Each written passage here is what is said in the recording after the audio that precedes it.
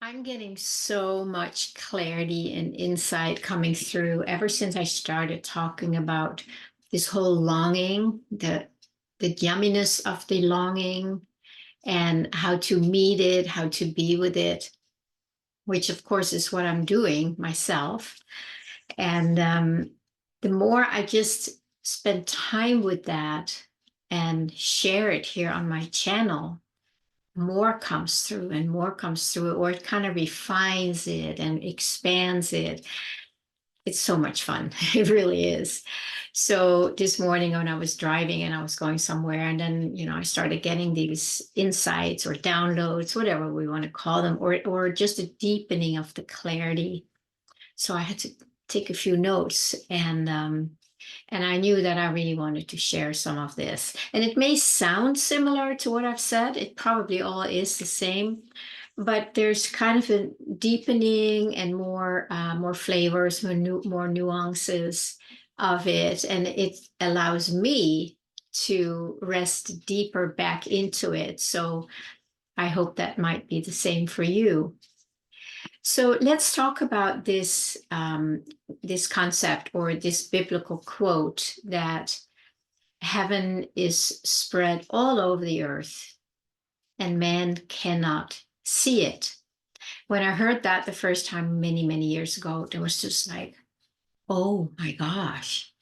It just really went deep, and I was just in awe, like, okay, it's everywhere and I can't see it. It's like, why can't we see it? That's crazy.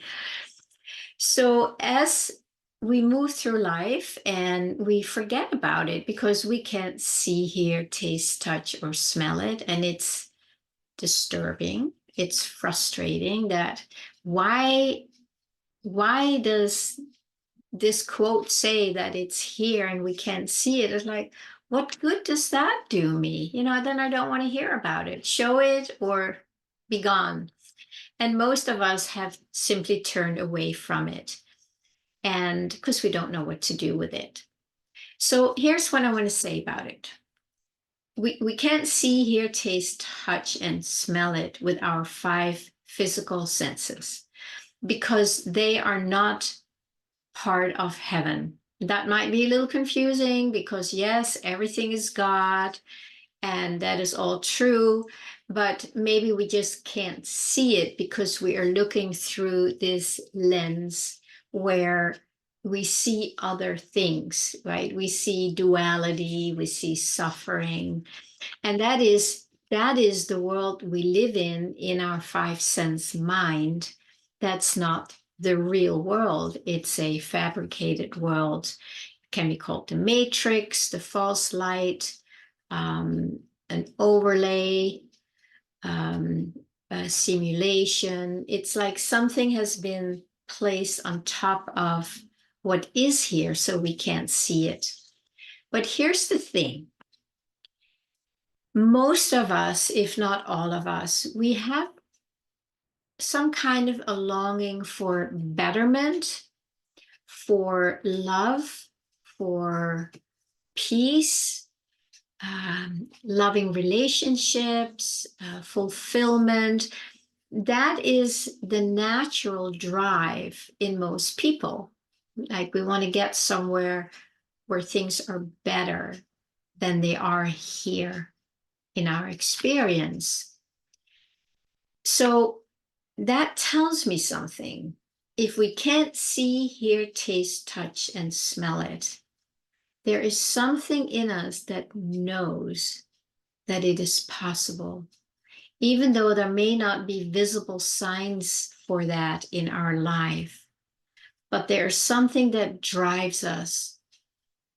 And that, to me, is actually a really important piece, because if we can't see, hear, taste, touch, or smell it, how would we even know that it could be different? What tells us that there is something better or more than what we are experiencing in our five senses?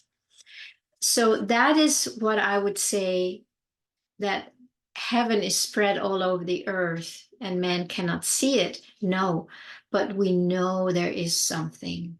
There's just something in our experience that we want. It's pretty much like that. We want it. We don't want to be sick. We want to be healthy. We don't want to be poor. We want to be abundant. We want to experience betterment and expansion because that is our true nature. And that is why we have these longings and these wants. The longing that we have, or the wants, that is our doorway, which I talked about, I think it was yesterday. That is because it is here, invisible, intangible to our senses. But we know it's there because we can feel it. We can feel the longing. That is heaven spread all over the earth. It's everywhere. This longing, this sensation, this calling us back home. It's everywhere.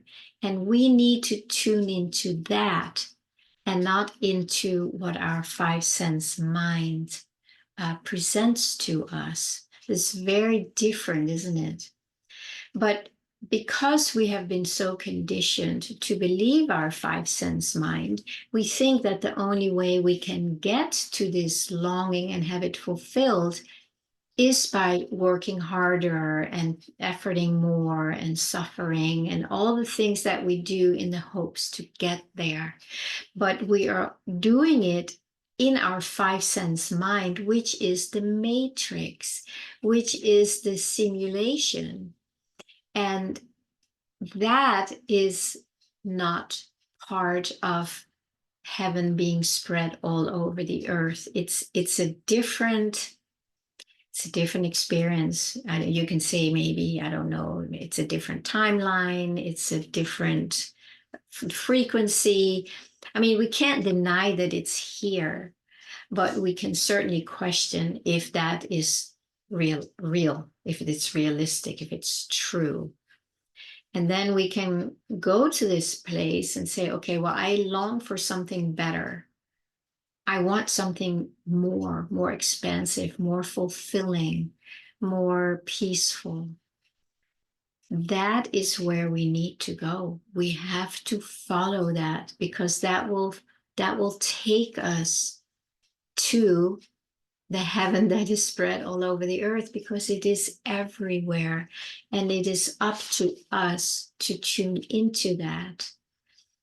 So making that switch, of course, if you do not feel any longing for anything more beautiful, more loving, more peaceful, then you may just be very, very identified with the five sense mind, that you are not in touch with heaven being spread all over the earth. You're just totally not aware of it. You're only focusing on the five sense mind, which is the three-dimensional world. So then, we all go through that. We probably live many lifetimes in that experience until suddenly something changes. And that's where the longing, something goes like, there must be more than that, right? That's the question for most of us. Like, this can't be all there is. It just cannot be true, because there's so much suffering and lack and limitation and disease. This cannot be true. And that is a very important question that probably all of us have had maybe more than once. And then we need to take that seriously and start questioning, like, okay, so what is true then? What is true? And that's where we go into prayer and make ourselves available. Now, what are we making ourselves available for? To heaven is spread all over the earth. It's everywhere. So now we want to start tuning into that. And in order to start really connecting with that, there are multiple layers of the opposite that we have to move through that will tell you that it's not true. I don't believe it. Look out there. There is no such thing as God or heaven on earth. That's all nonsense. And that's all true when it's in the five sense mind, because it doesn't exist there. So we need to leave that behind if possible. That's why I often say, always say, don't touch it. Don't touch it. If possible, practice not touching it. And instead, let yourself be touched by this sensation inside that longs for something else. That is the reality that is beginning to call us home when we pay attention to it. So that's when we make that U-turn, and little by little, we start surrendering, letting go, not having a clue where it's going to go, what's going to happen, not having a clue. But there is some kind of a breaking point where we just don't want to do that other thing anymore. So it's like, I've had enough of that. I do not want to live my life like that. End of story. And the more resolve we have in that, the better, because then that energy that we liberate from still, being on the hamster wheel, that we can turn back and say, okay, now you show me. Show me, heaven, where are you? How can I find you? I know I want you, but I don't see you. So, like, forget about seeing it. Stay with, I want that. And then make that your best friend. It's like, yeah, I really want that. I really want to know.